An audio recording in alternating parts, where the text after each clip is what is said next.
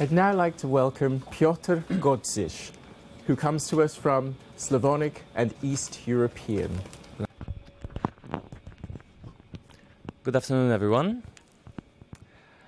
So today I want to talk about hate crime and in fact hate crime laws and what they are meant to protect.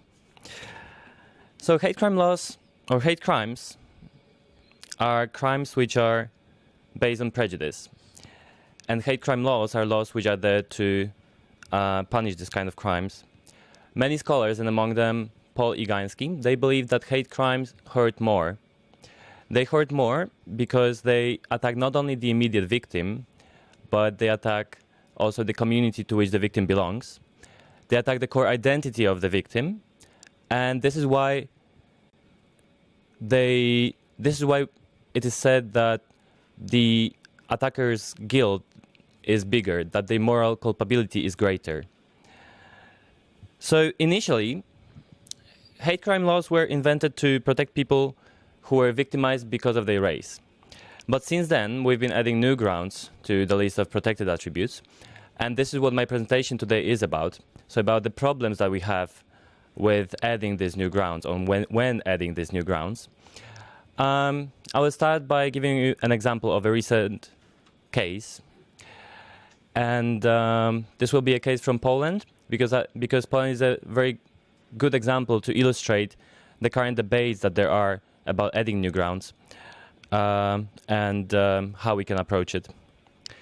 So the case I want to tell you about is a case of street gay bashing that happened over a year ago in Warsaw, the capital city of Poland.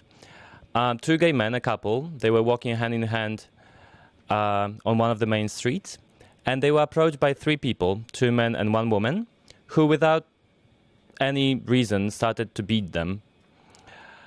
During the attack, they used homophobic slurs, and they managed to beat the couple severely. After the attack, the gay men, they managed to call the police, and the police managed to catch the attackers. They were sentenced later, but the court didn't treat this as hate crime because Poland does not recognize sexual orientation as a protected ground. They only recognize the law recognizes race, ethnicity, religion, and political affiliation, but does not recognize sexual orientation as a protected ground. So here I want to stop, and I want to ask you, do you think that homophobic crime is hate crime? If yes, please raise your hand. Thank you. So I see that the majority of you think that homophobia should be penalized as hate crime. How about if this were not gay men? How about if this was a straight couple, but they were goths? Do you think that this should also be treated as hate crime, that the penalty should be enhanced? Please raise your hand. Goths. So not that many, I see. We're a bit confused here, and it's not surprising. Academics who write about it are confused, and governments are confused as well. So it's not very surprising that we are.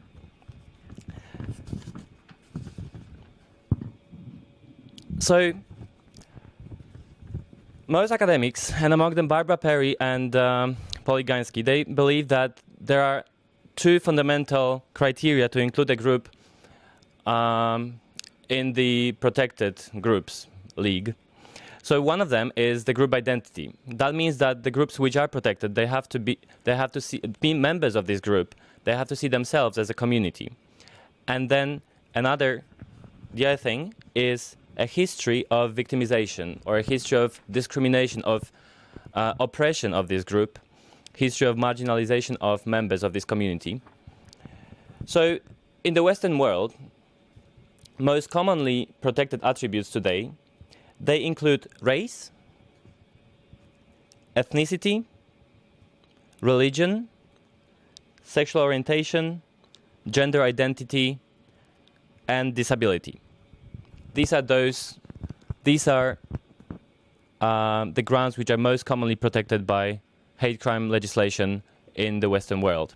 But some academics, and among them Neil Chakraborty and John Garland, they believe that we should not stick to this fundamental criteria that we should expand the laws to protect all groups which are victimized because they are seen as different and vulnerable. So in this case, we would include groups such as our pair of Goths. We would include sex workers or people who are homeless, because all of them are seen as different and vulnerable, and they are victimized because of who they are. But Gail Mason, she writes about 2 cases from Australia where courts decided that pedophiles, child offenders, should be treated as protected groups in cases when they were attacked. So this is what happens if we don't define very well who we want to protect and how we want to do that. So if we are not very clear about what we want to protect, we may end up expanding the protection to groups who are victimized because they themselves commit crimes.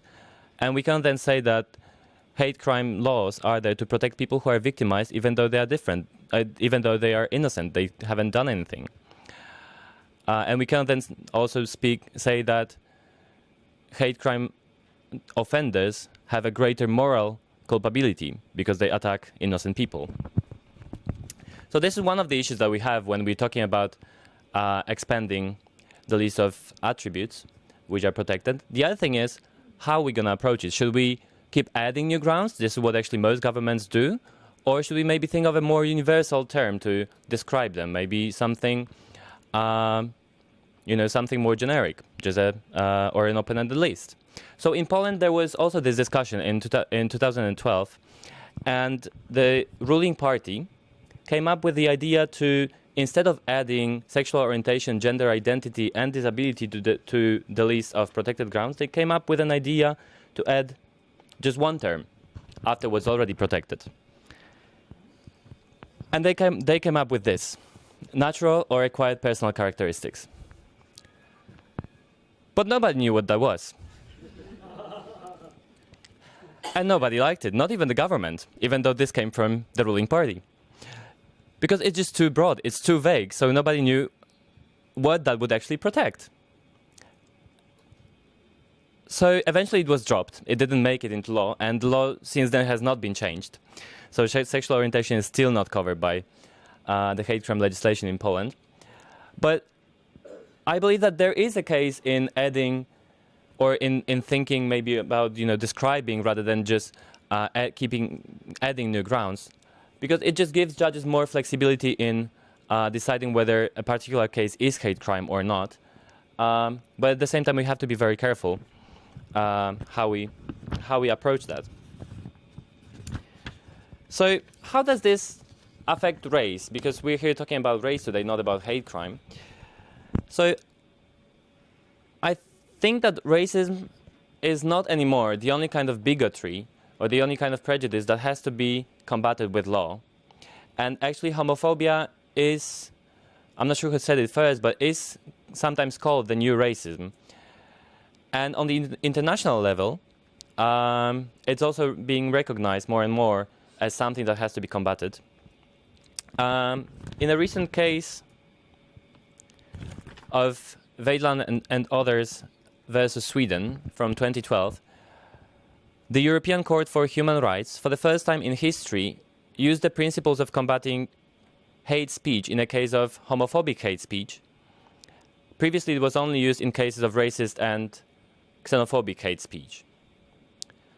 But all these, adding new grounds and expanding the protection to other groups, doesn't mean that, I believe that it doesn't mean that people who, or protection for people who are victimized because of their race will not diminish. I don't think the protection for them will diminish. I think the better we understand hate crimes and the better we understand hate crime laws, the better we can protect each of the victim. But at the same time, I understand that conservative people, might have a problem with the fact that sexuality or homosexuality or homelessness or taste of music or lifestyle are put on the same page as race or religion, And as Barbara Perry said over 10 years ago, it just might be politically unsound for a lot of people, morally unsound for a lot of people, but it kind of is a fact that these things are put on the same page more and more often. But at the same time, we have to, and that's a call for both academics and policymakers. We have to think more clearly about defining new attributes in hate crime laws.